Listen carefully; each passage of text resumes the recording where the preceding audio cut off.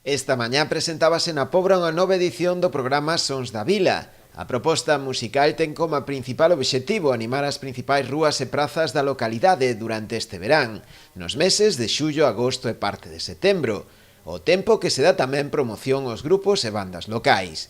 Prevense un total de 22 concertos. Son 22 concertos que se van facer ao longo do verán, non en fin de semana, queremos que sexan por a semana para que podan disfrutar de outra maneira, xa que no fin de semana, bueno, pois temos outras actividades e isto está pensado para dinamizar un pouco a semana do verán, as semanas do verán.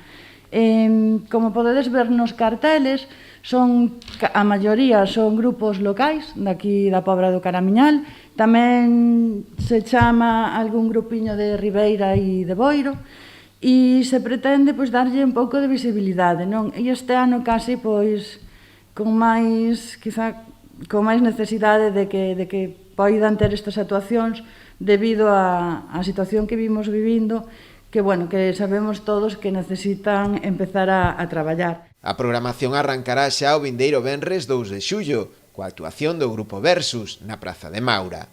A maioría dos concertos están programados para as 9 da noite.